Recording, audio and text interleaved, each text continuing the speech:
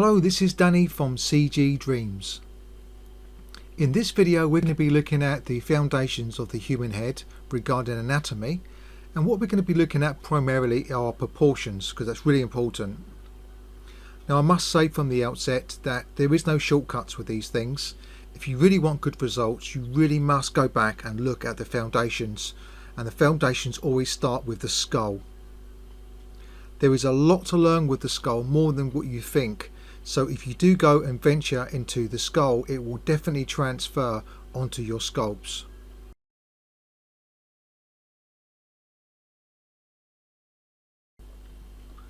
Some of the things I'm going to be showing you today is going to be involving measuring with eighths, 7/8, thirds.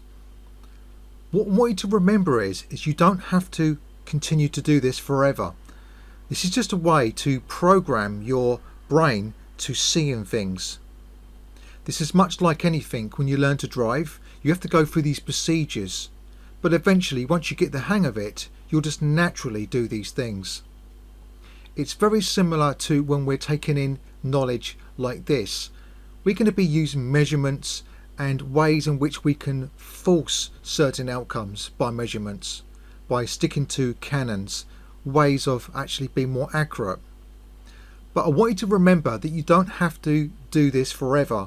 We will internalize this information over time by repetitive going over the same thing over and over again. Eventually you'll get to a point where you can do these sculpts and you will never have to measure it again, because your brain has already been trained to look out for what looks right and what doesn't look right.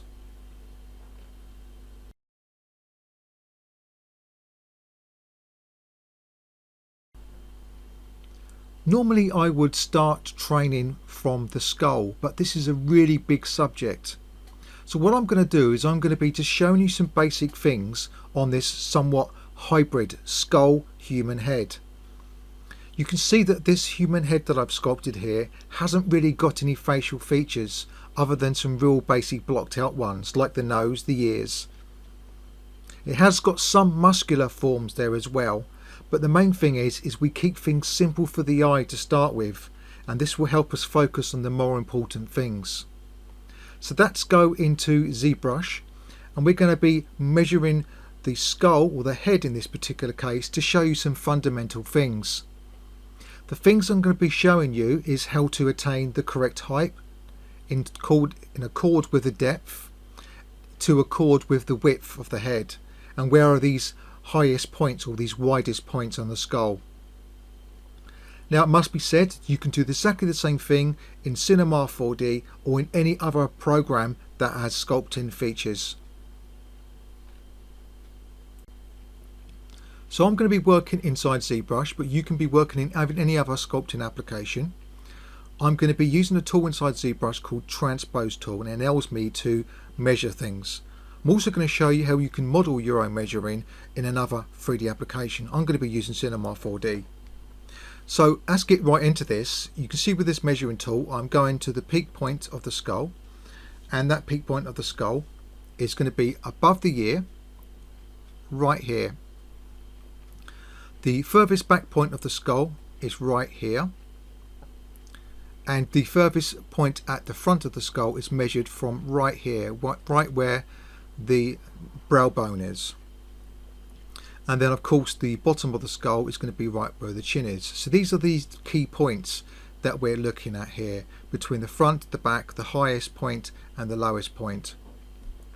There's also another point that I want to point out to you, and that is this here. It's right behind the ear and above the ear, and this is regarded as the widest point of the skull, of the parietal bone.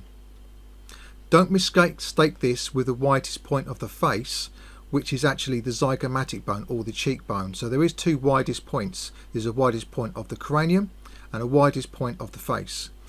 Many people get this confused, and what they tend to do is they tend to think that the widest point of the whole head is actually your cheekbone, where it's actually not. It's actually the parietal bone right here, the widest point, and I'll show you from another view in a minute.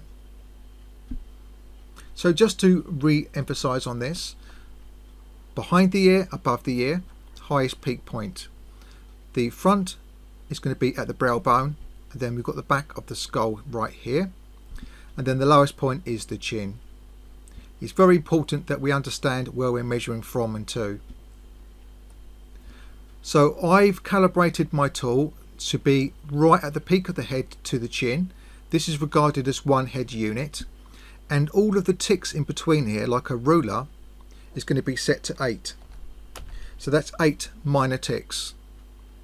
What we can now do is we can now get this tool and then draw it from the front to the back, and then what you'll see when we align this up is that the depth of the head is 7/8. So here's the 8th one here, and if I just draw on this, here's the 7/8 right there. Okay, 7/8. 1, 2, 3, 4, 5, 6, 7/8. So that's going to get us our depth. To get the width, we will change our single unit that we've got, which is obviously the height, to thirds, which means we're going to be having 3 minor ticks. It's going to be basically split up into 3 equal sections. What we can do with this is we can measure to the widest point of the skull, which is right here in the parietal bone. We do this from the front, ideally without too much of perspective. You can have perspective on, but you just don't want to push it too hard. We do it without perspective or with. So I'm going to measure across, and what we need to notice is we've got these thirds. This was measured from the height of the head, so I'm going to mark this out. So this will be 1/3, and this will be 2/3. So 2/3 of the height of the head is the width of our cranium, okay, on the parietal part of the cranium. Of course, here is the third here, which we don't use for the width, but this was indeed part of the height when we measured it. So that's pretty simple. That is how we get to getting the correct proportions for the skull regarding its depth, height and width. The other thing I want to point out is that when we look from the top of the skull, we've got a widest point again at this parietal bone area, and you can see that it tapers off. It's narrower as it goes towards the front. Another thing I want to point out is when we look at the skull from behind, you can see the cranium is representing a very sphere-like shape through here. And that's just a draw it on, shall we, rather than put a square around it. You can see it's very circular like.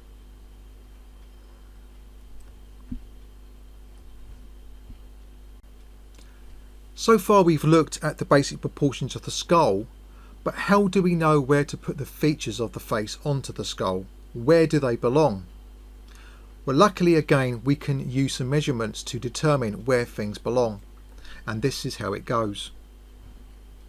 So what we do is we will have a look at the peak of the skull here, and we look at the bottom of the chin, and roughly halfway, it's normally just above halfway I've found, we've got where the eyes are going to be.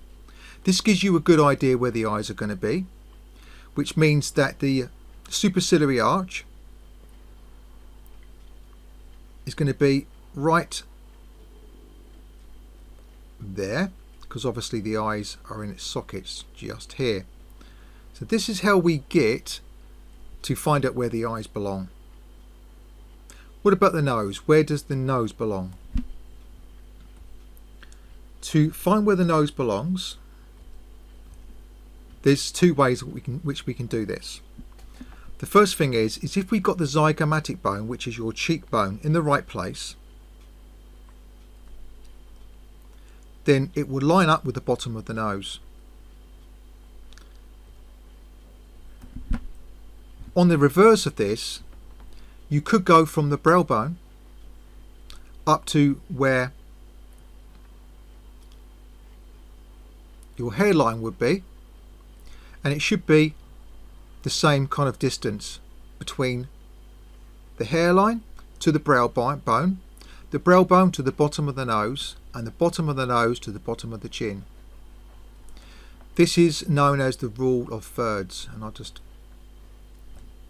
make these lines a little bit longer. This is the rule of thirds. 1, 2, 3. You can see by doing this we're able to get the nose aligned up, the cheekbone, which is your zygomatic bone, aligned up, and the chin where it should be. Now of course there's going to be variation in real life. You're going to get a lot of variation in this, but this gives you a good ideal to start from.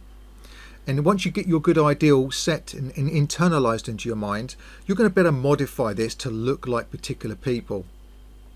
But it's always good to have these standards set in your mind so that you can always revert to the standards, these ideals, and then stretch from those ideals.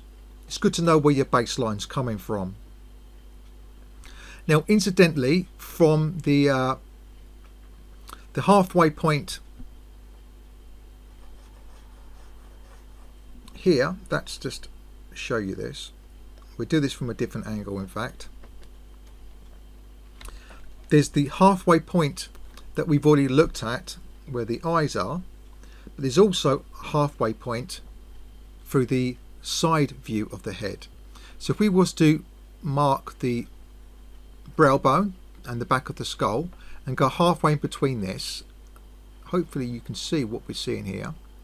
This has given us a nice division of where the ear is going to be placed. The ear is going to be placed behind this line. So we've got the front of the brow bone to the back of the skull, roughly halfway between there we've got the ear behind it. Just in front of this is the beginning point of where your jawbone is, or more correctly known as the mandible. So this gives you a good starting point where you place the ear. But then how high or low do you put the ear? Well, that is again quite simple. If we draw a line from the brow bone and go back, and then from the bottom of the nose and go back, you'll find with most people that your ear will always fit within this boxed area.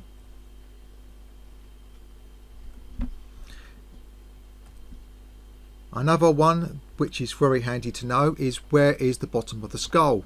The bottom of the skull is generally lined up, if we go through here, with the bottom of the nose. This area here is called the Occipital Bone. It's right there, and it will always be above this point here or just below here. So that's a good point of reference there.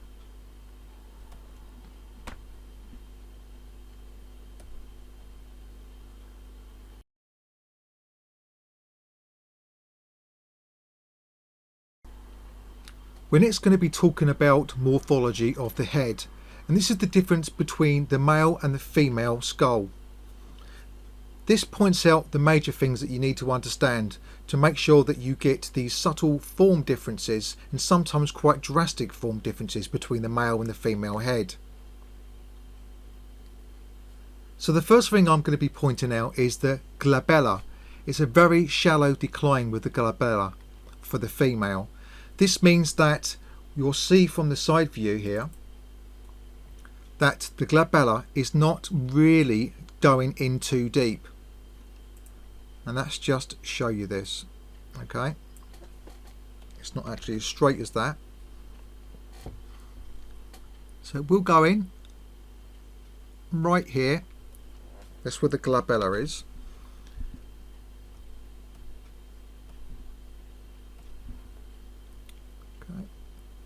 Mark this out a little bit more. It's like a little triangle, and you can see here it doesn't go too deep.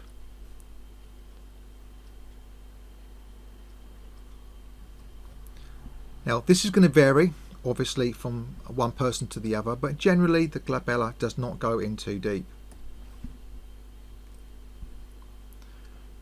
This area here, you normally get the nasal bone to be thinner.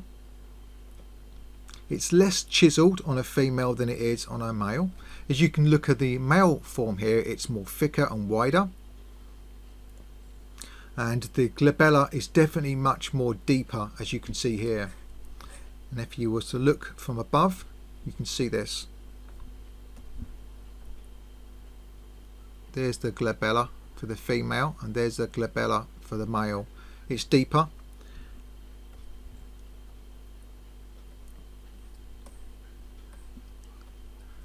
You can also see on the female that the cheekbones are more pronounced. Sometimes in art they would say that the cheekbones are more higher. They would certainly look more higher.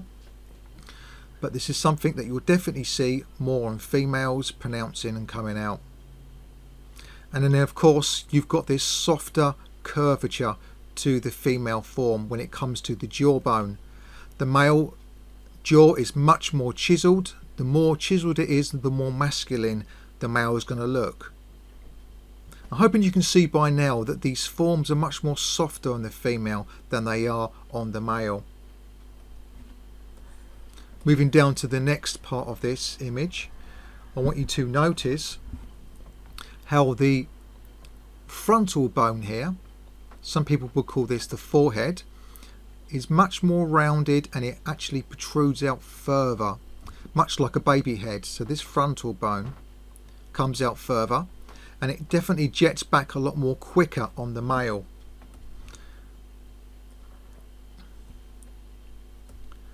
Notice how this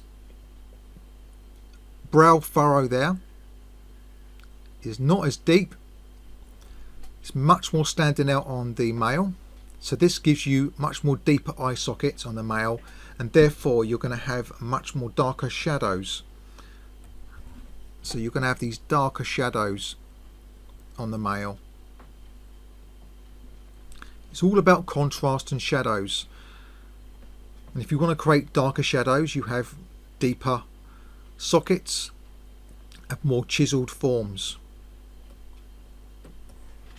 Again, from the side we can see this that I was talking about, that the forehead for the female definitely stands out more. It's more like a baby's forehead, and the male one tends to jet back much more quicker. Another thing that you'll notice is that the female nose will tend to point up slightly. The male nose will point down, and you'll often see much more of a bridge of the nose on the male. To give it a more muscular look, you would add more emphasis on this. Again, if you look at this jawbone, you can see here, or the mandible, that the male was much more square and chiseled. The female was much more softer.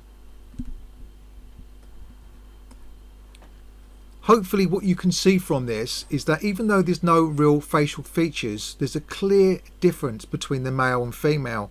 You can look at these two without even these instructions here and tell which one is male and which one is female.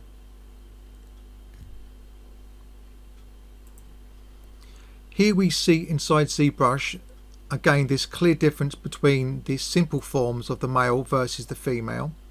And you can also see a female sculpt that's been derived from this female base.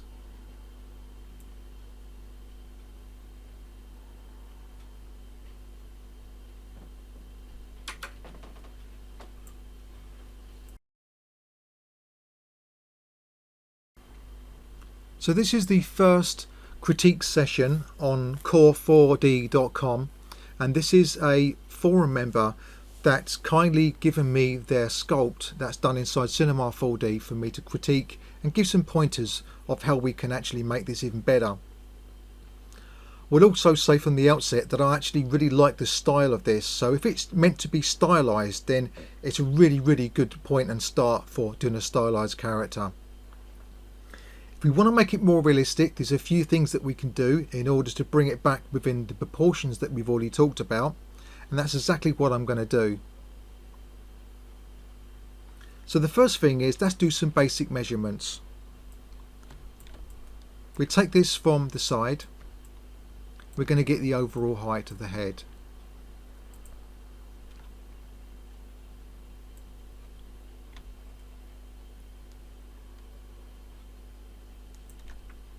And I'm just going to set this to 1 head unit high. And we're going to put this to 8 minor ticks, which is basically, we're going to be dividing this into apes. Now I'm going to measure from the brow bone back. So what we've got here is we've got 1, 2, 3, 4, 5, 6, 7, as you can see there. So as far as the depth is concerned to the height, it's actually about right.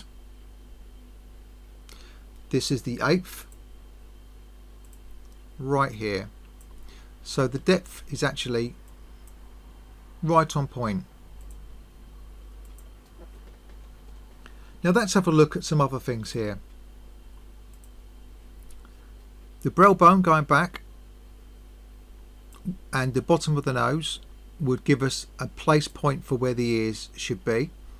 So generally the ears in this particular case would need to be a little bit higher than where they are, although you can find some individuals with it lower. So this is not a hard and fast rule, but as you can see there, it is pretty much in line with that.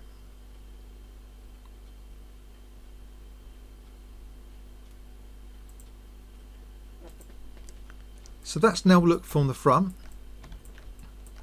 We're going to turn our unit that we've already made into thirds.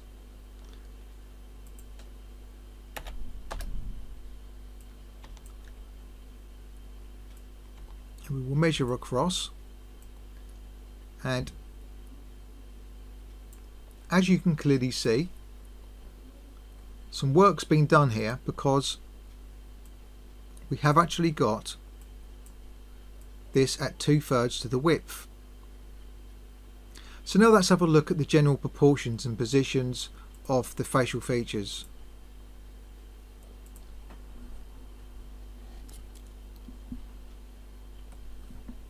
So if the head is up here at the top point, the eyes would be roughly there, so that's good.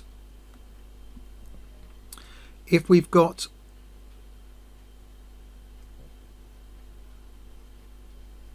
hairline there, the nose would be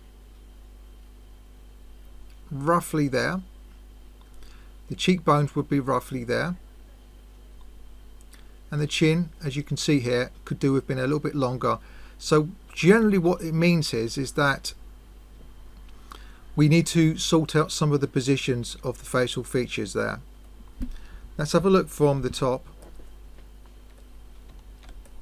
As you can see here, we've got this nice wide point in the right place, and then it goes narrower towards the front. So you can clearly see that this sculpt has had some attention when it comes to proportions.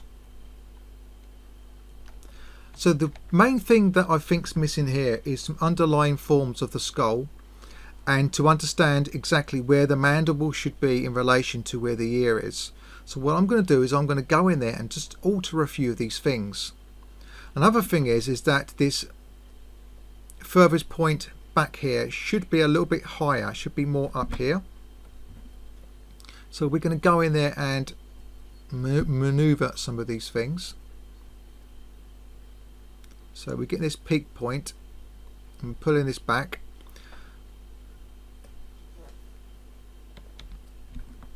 Let's move some of this back here. The ear I'm going to lift up and there to there, halfway point. That ear could do with coming forward a little bit, although it's not too far out. Now I can see where these things are, but I'm only measuring these so you can see me do this. We want to have a little slight angle on the ear. Again, this is going by the ideals. And this harsh jawline here would represent more of a male. Very, very chiseled and hard there. So we want to soften this out. Let's soften this out and make it nice and smooth. It's much more female-like. Now when you're looking at the skull, what you'll have is you'll have your zygomatic bone. Let me just change this default tool because it's I want this to be my default tool. The zygomatic bone, okay, the cheekbone goes back at an angle like this, and then it jets up like this. So this is our zygomatic bone. What we do is we look at this angle that is here, and we will draw a line that goes down through this angle. What this generally represents is two things. It represents how far out your brow bone should come here. It's normally lined up with the angle of the front of your zygomatic bone, and then if you carry on to go through here, there's a muscle in here called the Masseter muscle. It's your chewing. They all line up nicely. So what I'm going to do is I'm going to go in there and just manipulate some of these things, and this is where the understanding of the human skull comes in. So I'm going to get my build up tool here. I'm going to make sure I've got my symmetry turned on, and I'm going to start to push away in here because there should be a backward slope. Okay.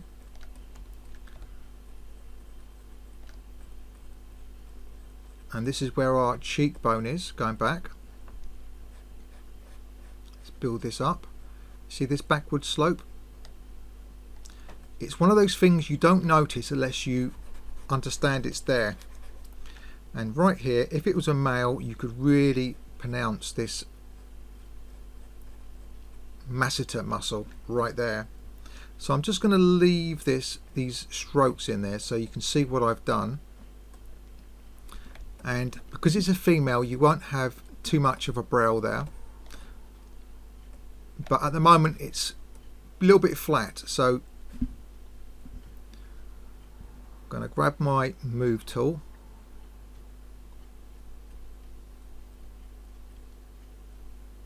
give it a little bit more. We'll talk about the general shapes in a minute.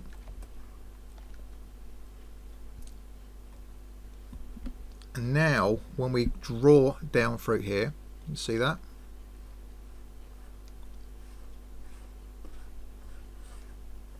We're getting this line. So it's a nice little line to kind of keep in your mind when you're doing this.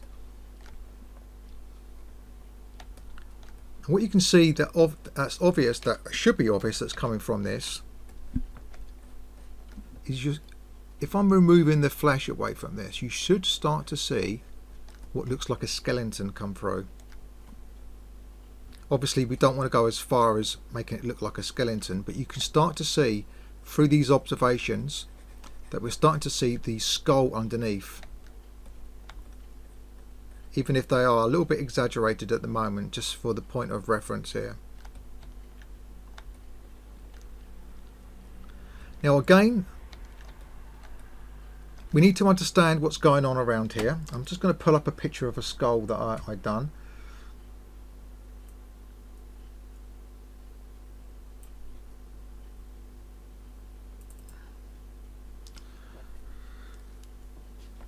These forms really do come through. So what we're looking at here is we're looking at the glabella, the superciliary arch, especially on males, and then the nasal bone. Okay, there's a plane, a flat plane that comes in the inside. Now you see this is the temporal line. This is seen more on males, but it's definitely still there. But we must also have this structure. Okay, this is our zygomatic. We need to have this structure inside. If we can see this. Okay. Another important structure is here. In fact, they're all important, but these are the ones that really stand out. That's the infraorbital margin. That's the supraorbital margin. And this what dictates the shape of where the eye socket is. But for now, we're looking really at getting this area here.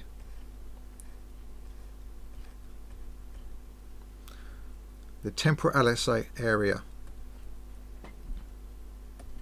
So let's go back. And we put these forms in there. And what you'll start to see is you'll start to see really we'll start to see why we need to understand the skull. Okay.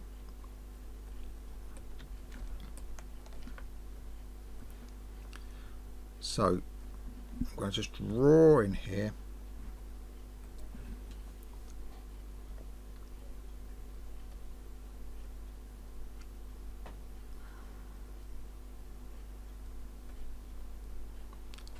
It's good to understand the area we're looking at, because there is some forms in there that we really must get right. And these forms that you see here are actually the border edges.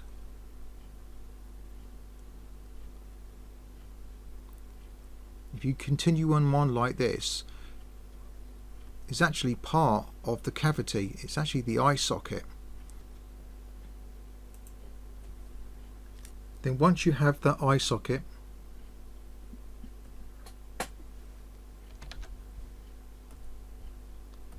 I'm just going to select that right tool. Once you have that eye socket,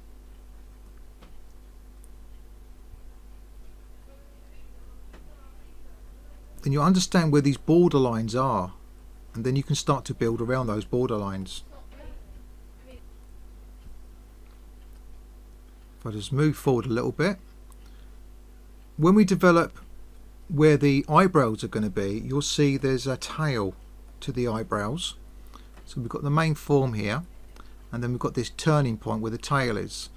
It's where the tail point is where we got this temporal line in here, and then we get to understand where the border line is.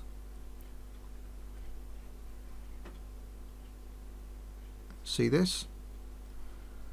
It's really, really important that we have all of this in here. So we just move forward a little bit. You can see I'm just pulling in these forms, and then we just go back to our skull again.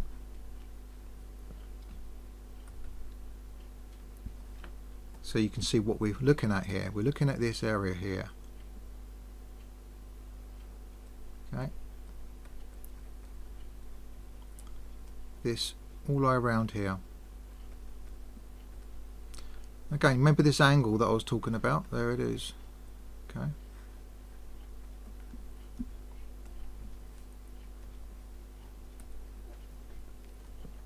I normally sculpt on low resolution meshes than this.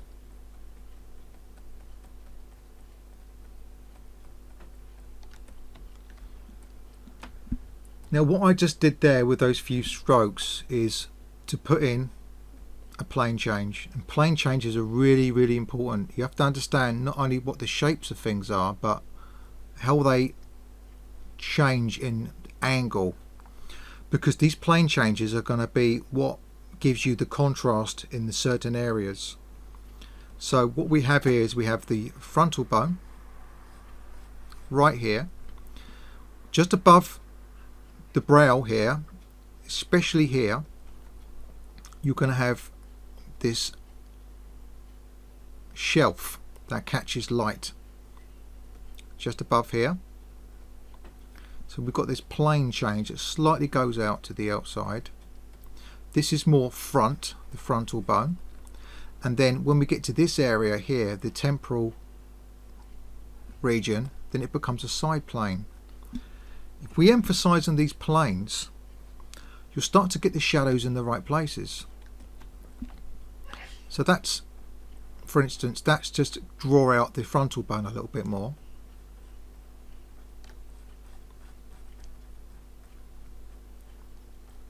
Okay, look at this frontal bone. In female, it would stand out a little bit more.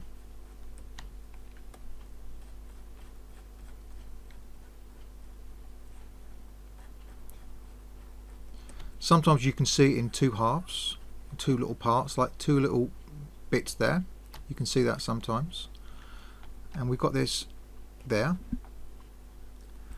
And then right on the corner, we have a little bit more volume right here, because this is where our shelf is going to be. It's like a little shelf.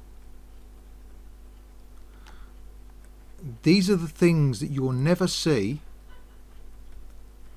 or know that they even exist just by simply observing a photograph. You have to really study the skull, and then you start to build these visualizations of where things belong. You can see we need to understand where this borderline is of the eye socket.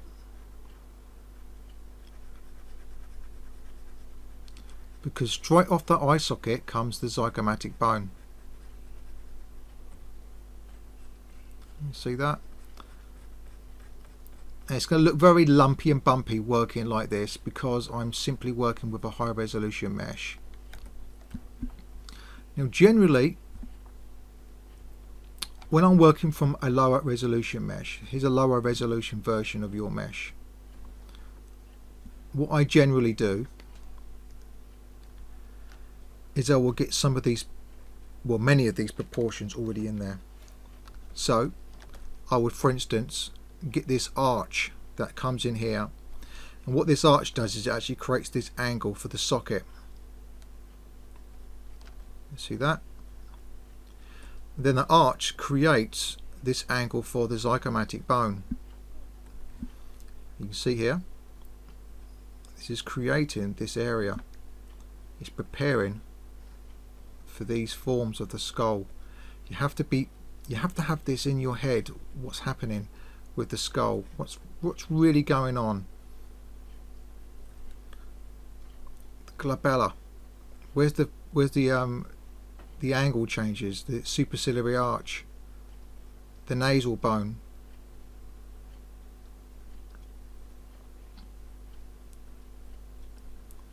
Hopefully you can start to see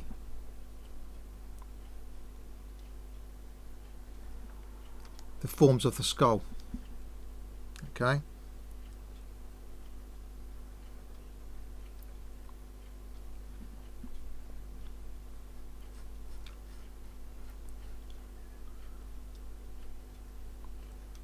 It's a good idea, I know this is very rough, but it's a good idea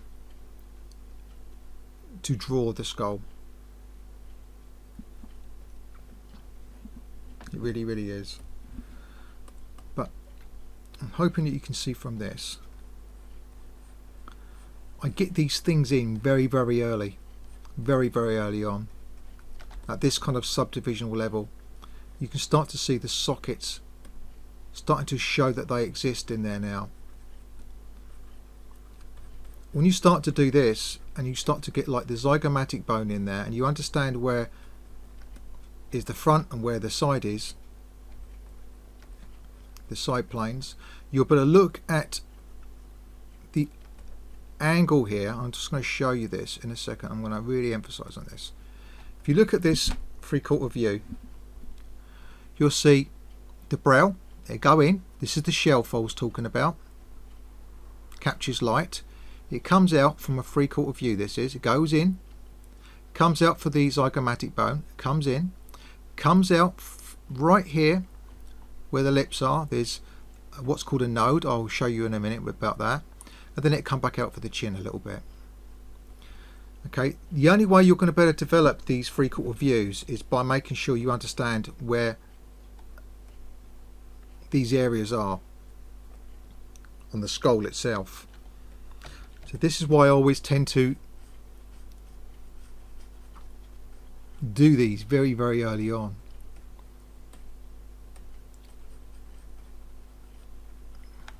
You see, it's naturally creating these plane changes, so I understand where they belong.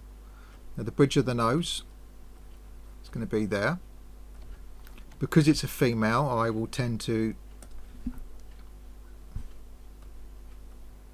keep the nose quite small and turn it up.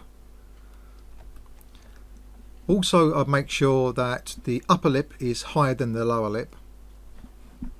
Although this is when we're just looking for ideals here, some people are going to have it the opposite because it's part of the characteristics of the way they look. The mouth is generally going to be wider. Just to show you something, a little tip here.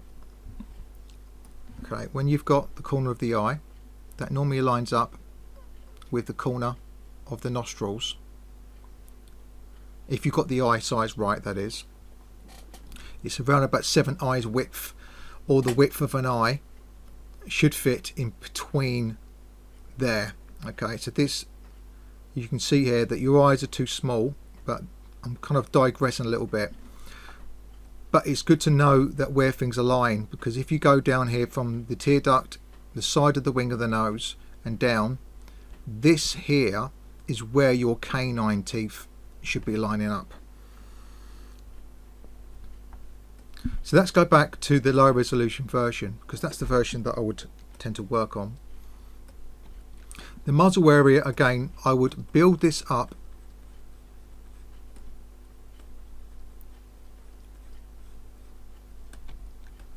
and the Mentalis bone, which is making up of the chin, and then I will definitely soften up these forms here for the mandible, just really nice and soft. There's actually a plane change right there as well, right between here. And then that's, just move that ear up a little bit and forward a little bit. I generally will work like this. So you've got the nose here. I'll make sure the cranium has this roundish form, and the occipital bone, which is right here at the bottom here,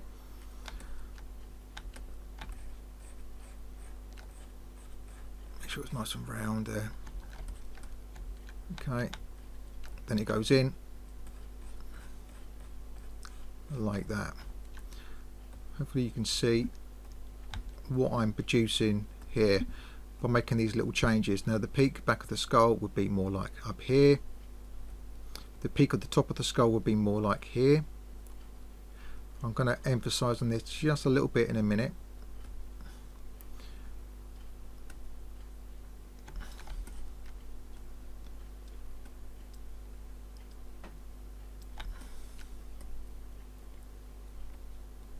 Just working on this.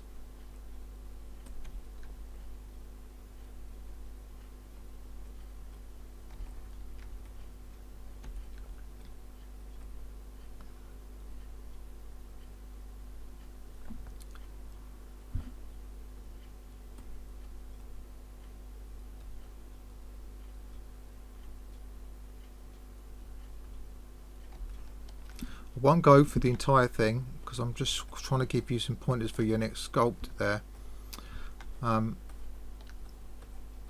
Skull. The skull is so important, because that's where your primary forms are going to be coming from. Widest point.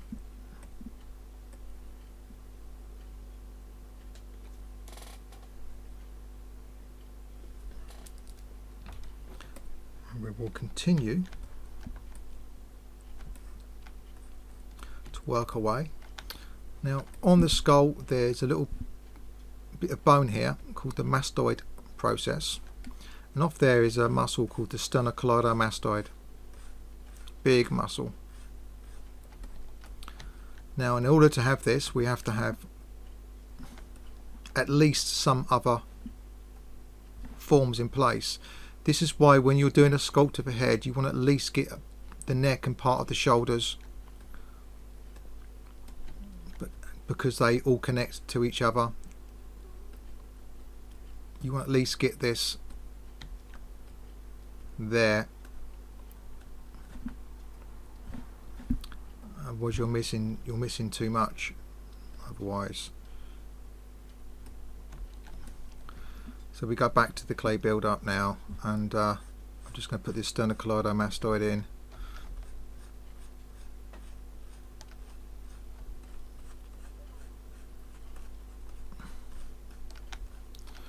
We would have the clavicle coming up through here, so I'm just going to at least put the clavicle in there. For a female, you want to really emphasising the length of the neck. It's roughly half a head actually to the sternal notch.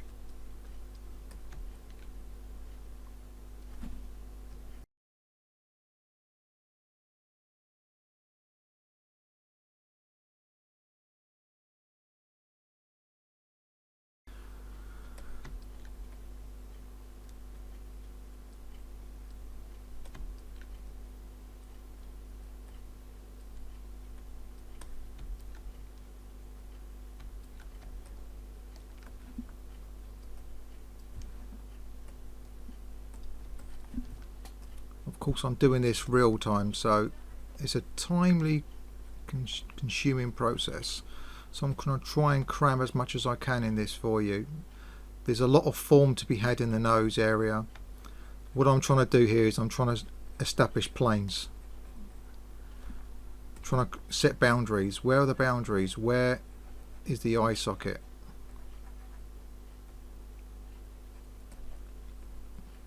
Hopefully you can see this. I'm setting these boundaries.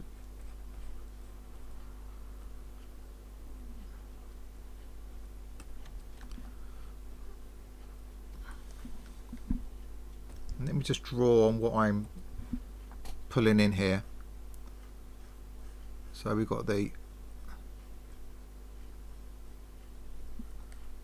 crease that comes in here. We've got the crease that was going to come down here. This comes from a node that's either side, and the lip that is actually going to be overhanging the lower lip. And then from this we've got these muscles in here called the Mentalis, and these Mentalis muscles push up against underneath here and create this form. Hopefully you can see this clear enough, but it's even at these early stages I will put these things in. See there, I'm going this the Mentalis. This video is not sped up, so you're seeing this real time, and I'm just the philtrum, making sure the lips, the upper lips are going to overhang the lower lips. There's plane changes that are going to be going on all over the place, and this is why you need to go back and study this, because the plane changes are really, really important. I'll show you a slide in a minute on plane changes.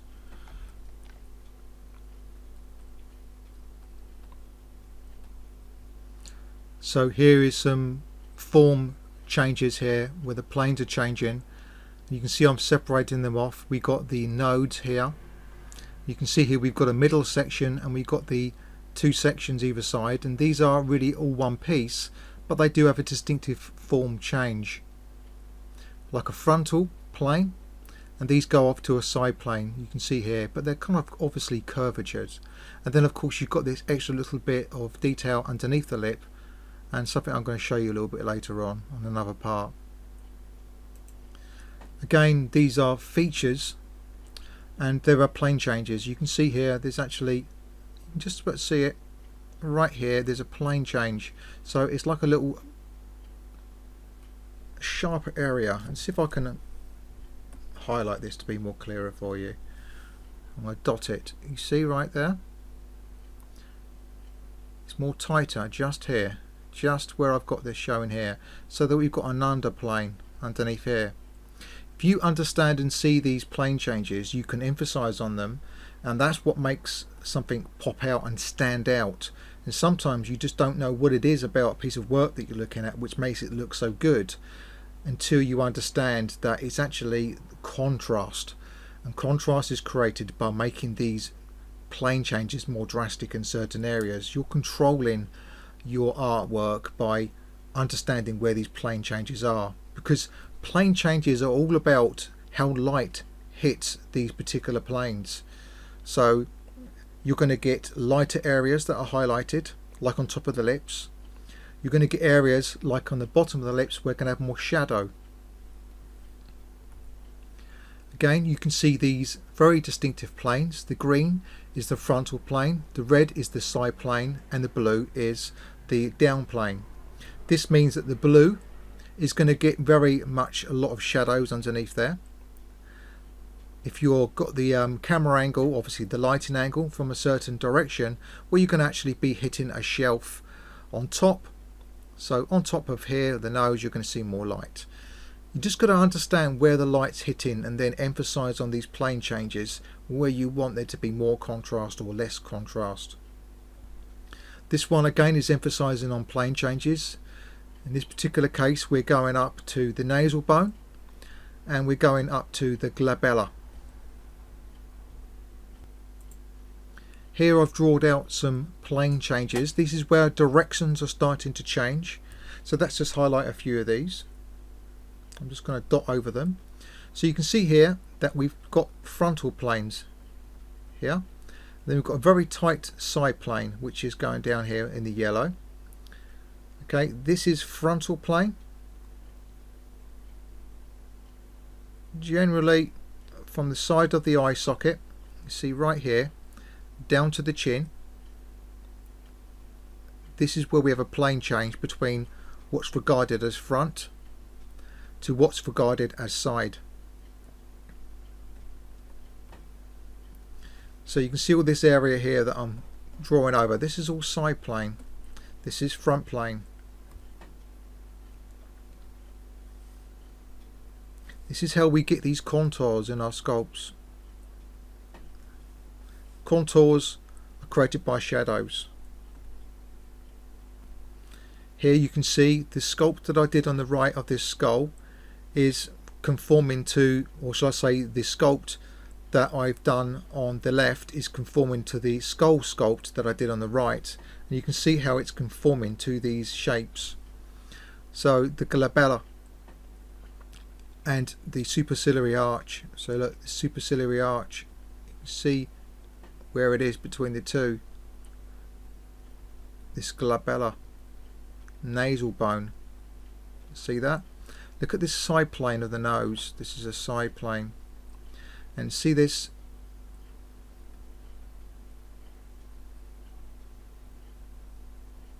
infraorbital border or ridge at the bottom here. Very, very important. See this extra bit of mass here? This is where our shelf is, where we've got this slight little tiny indent just on here. Comes back out, comes back in. You see that? Zygomatic bone, you can see there it's in line with the bottom of the nose, and there is our cheekbone fleshed out. Our zygomatic bone is fleshed out there. Go down from the tear duct, it's going to line up roughly with the wing of the nose, and it will line up with our canine. Go down here, there's our canine. Okay, see that alignment? We go from the corner here, we go across to the chin, corner here to the chin.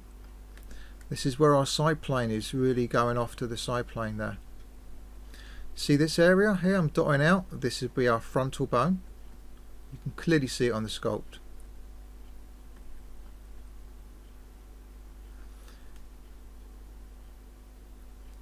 All these things exist and they must be taken into account. There's the temporal bone. See that? Temporal line. And just in here we've got the sphenoid. Just in here. Definitely worth you going over the skull. This skull is definitely based on male characteristics. I believe I actually used a reference when I sculpted this. Yeah, I must have done. This is when I was sort of going, this is my kind of first pass over learning the skull, I believe. See these? Superciliary arch going to the glabella, nasal bone, the zygomatic, maxilla,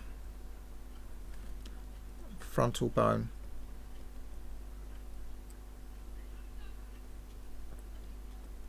temporal line, the occipital, widest point of the skull, and this is the widest point of the face, mandible,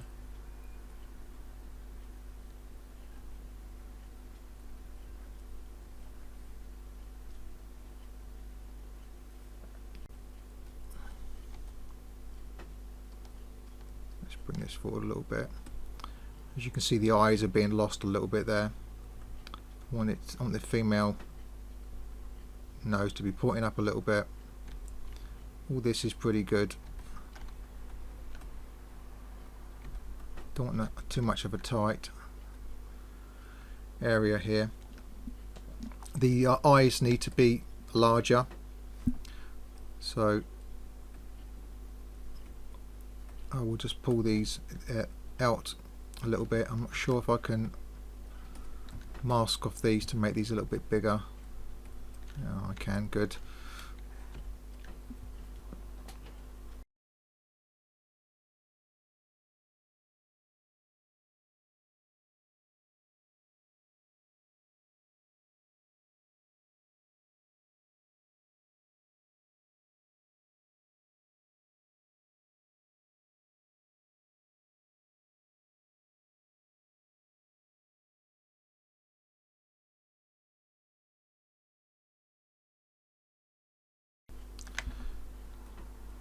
We've managed to get these eyeballs in there a little bit more better, and what it does is it then opens up the opportunity then to make sure that the upper eyelid is overhanging the lower eyelid. That's really important. Hopefully you can see that.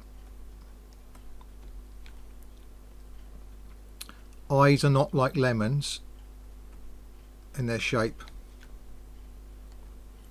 and as far as their size is concerned, as I've mentioned, generally think of it as looking at the width of the eye, and it should be equal.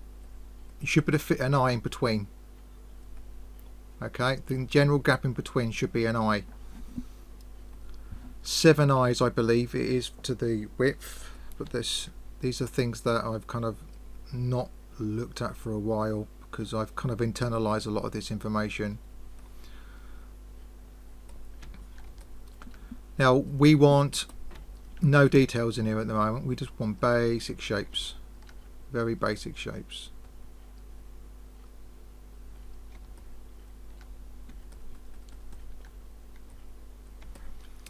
We can then go in and adjust some things like the ears. So the ears, there will be a bit of an angle there going on, and didn't really want to get into all of the details here, but when I see things that need to be changed and adjusted, I will go in there and do them very, very early on. Let's just push that back. Generally the forms of your ears look really nice.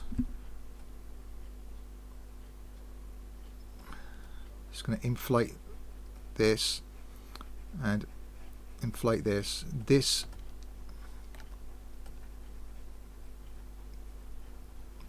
will come out. You should be able to see this from the front. See there? Then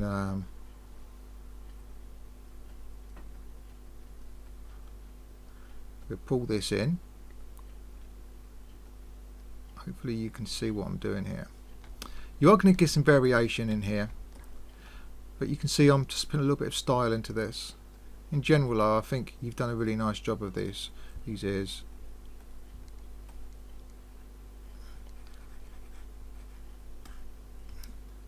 Every single part of this whole process is a study, and then you go over it again and again and again, and you end up learning something else that you didn't notice before, and then you just keep on going there. But you can see just by pulling those ears out, it's really helped.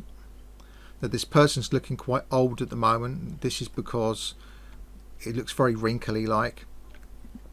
You definitely would have to get some of the basics down in very early stages in this, the basics of what you're going for.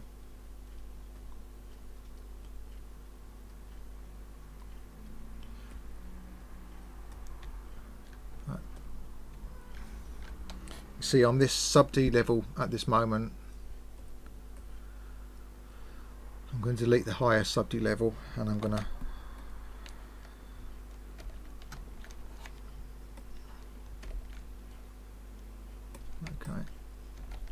subdivide it,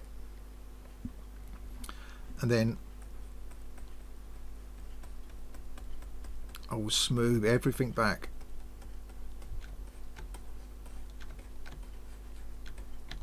And this process of smoothing and sculpting and smoothing and sculpting is something that you'll do over and over again if you want a really smooth looking model. And this is for a lot of people where things go wrong, because they may have accidentally done something right, not knowing what they've done right, smooth it back, and then come back into it again and say, oh, how come it doesn't look as good? This is because you need to know what you've done the first time so that you can reiterate and go over these same areas.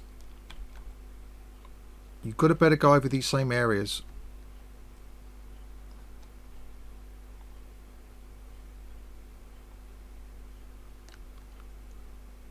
Because it's a choice, rather than it was something that was randomly happened, that just happened to look right.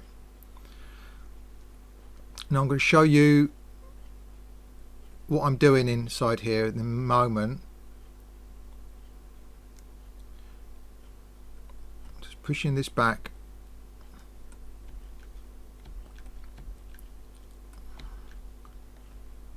And then I'm going to talk a little bit about the eyes,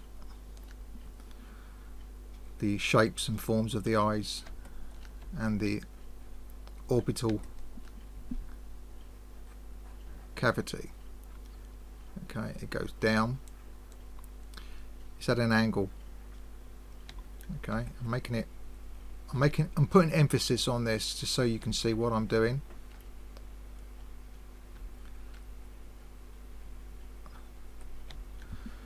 Now with the eyes, you don't want them lemon shaped like this. What you typically would have is you have the tear duct. It would go up at an angle, it would plateau and then go down. If you can imagine you're pinching and pulling this part, and then we go down and we do the opposite, and we're pinching and pulling this part. If you can imagine that. And then we've got the eyeball inside here. Okay. Imagine you're pinching there and pinching there. So what we do is we will do the same thing. We'll pull up there and we'll pull down there.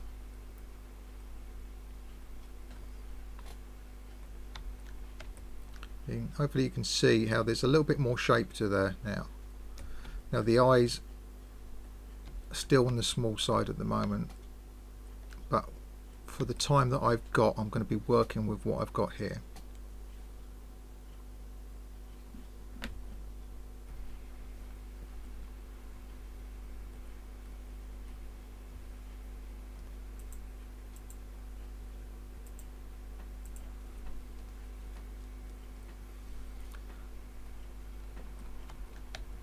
Now,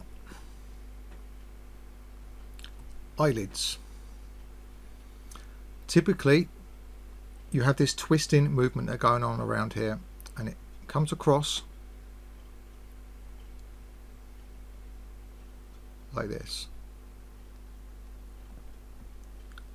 Okay. This is a twisting form that twists, and then it goes on the inside of here and comes around here. Again, studying the skull is going to get you this when you're kind of transitioning from the skull. So I'm going to go across here and create the eyelid. Notice how low polygon this is. This is why you can work in a program like Cinema 4D. You don't have to have super high resolution. Hopefully you can see what form I've just put in there. See this? This form then goes out and rotates around. I'm going to emphasize on that. There is a lot to cover on this, but I just wanted to show you this. This is where the bulk comes above the eyelid, right above here. Then it transitions out into here, where it becomes an internal form. It's an internal form.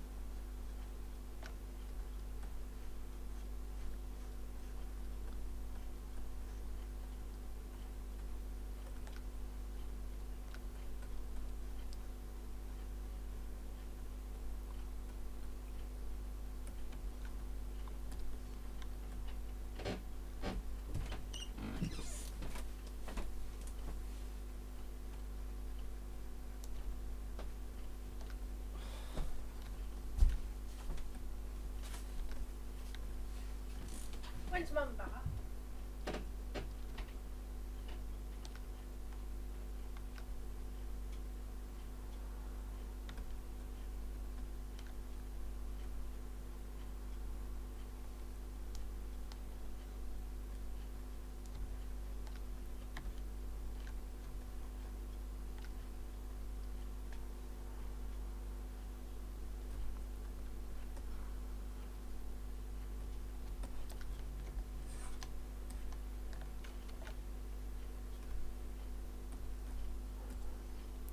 And then what I'll do is I will come away from that for a little while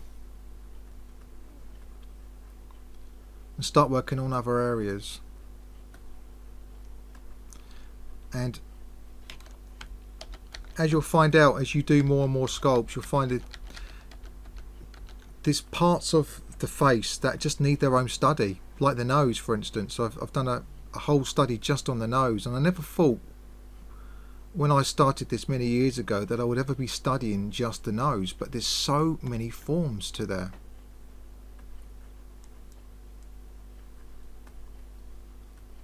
There's plane changes.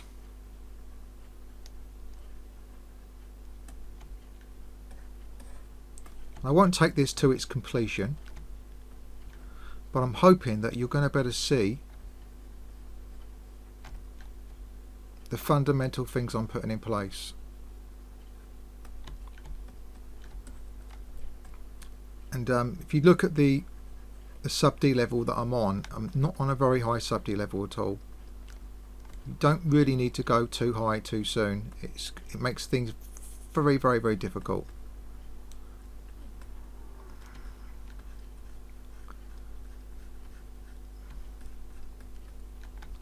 Let's just get these fundamental forms in place.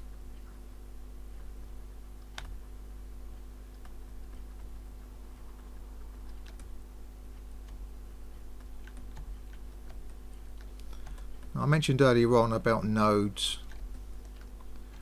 I'll show you what their purpose are. There's nodes here that connect the facial muscles together. And when you cross these nodes, or shall I say, when you put this node in and cross the corner of the mouth, it actually produces that indent. You see that?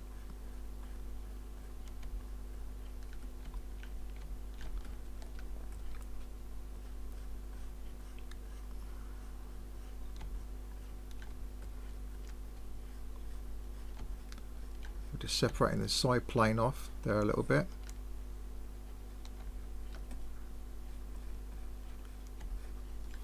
We've lost this little edge up here a little bit, so I'm just putting that back in.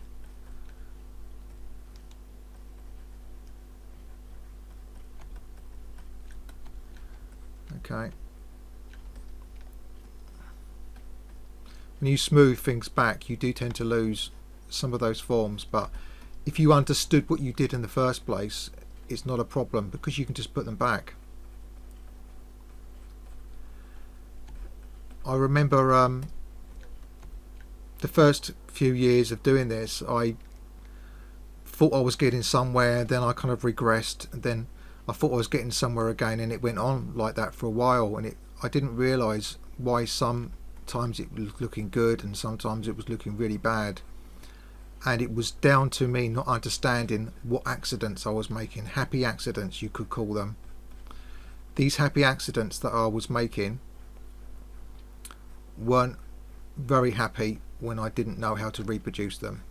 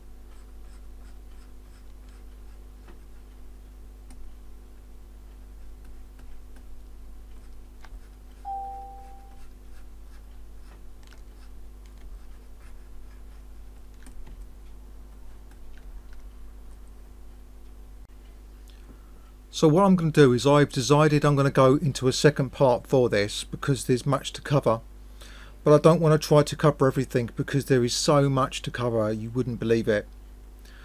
So hopefully this is going to take you to the next stage in your development. So what I'm going to do just to finish this video off is I'm just going to recap with the history what I've done to this model. So I'm going to just recap and go all the way back so we can see where we've taken it from.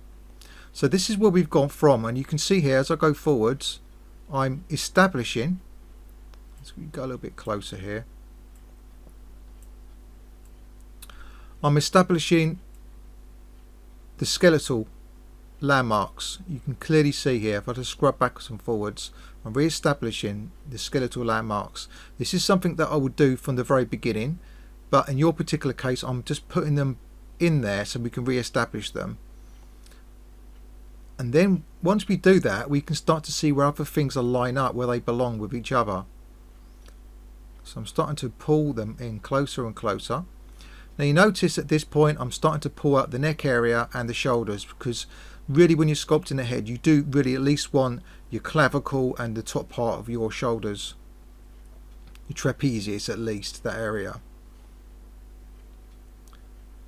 And again you can see here I'm working on, just scrubbing backwards and forwards, I'm working on these plane changes.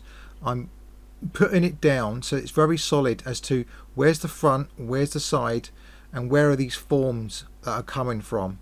Like the lips, you can see here I've made these changes. I'm going all the way over, and as I see the problems that are arising I'm going over them. So at this particular point I saw that the eyes were way too small, because the width of the eyes should, or the width of one eye should fit between the two eyes. So I adjusted this, and then I pulled the ears out, because the ears weren't really being seen at all from the front view, and that obviously affects the silhouette and the overall form. So I pulled it out and I made a little bit of changes to the ears here so we can see this. Now at this point you can see here it's very high resolution, and when you're at the high resolution you get a lot of bumps. So what I would do is, once I've emphasized these basic skeletal forms, and I would normally overemphasize on them, I'll then smooth it all back and start to put them all back in. And this is where in the video that I've started to really emphasize on of understanding what you did, so you don't get no happy accidents. The happy accidents do happen, and then you think, wow, I'm getting somewhere, and then you try to replicate it on your next sculpt and it doesn't work out because you didn't really know what you did. So it's important that you're able to go over these areas again and again and again. So what I'm doing here, scrubbing backwards and forwards, I'm going over these areas. Then I'm developing the eye area. So let's go a little bit close. The overall shape of the eyelids. And then I'm adding this overfold with the skin that's above the eyelids. Going, emphasizing the plane changes here. You can smooth all these out later on. And then again, I'm just blocking in just some of these fundamental shapes of the nose and the lips. You can see where I'm marking out some of these areas. What happens is the mentalis muscle can push up underneath the lips, and then it creates this bulge underneath here. And then you've got the node that goes either side. This is where the muscles connect to all over the face, and this is another bulge, and this creates this nice form inside the edge of the lips, as you'll see when we move forward. And there it is. See that node? Once you get that node in place, you'll start to see the lips have some form to them. If we go look at a different angle there, see that?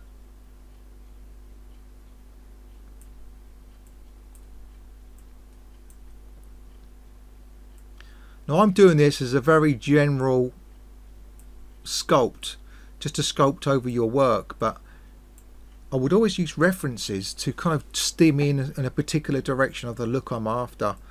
And in this particular case, I'm not using any references. I'm just doing generalized anatomy changes here.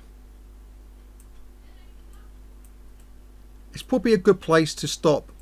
There's still much to do, but I've taken it to the next stages from where we were at the beginning to where we are now. So that's where we've taken it from your sculpt to here, and this is a good point for me to stop so that you can kind of get yourself to this stage, and then you can femininize it more, you can smooth out some of these planes. But the emphasis on this video is really made about proportions, plane changes, and understanding the underlying anatomy of this skull and how everything fits in. Now there's a lot more to this, but obviously this could go into literally weeks of study. In fact, it does go into weeks and months of study, but I'm trying to kind of like give you an overview of what you can do next to take it to the next stage. So I hope you found this helpful and learnt plenty from it. There's still plenty more I could go through, but I think I've crammed enough within this video already. So enjoy your sculpting, continue to work hard, and results will definitely come your way.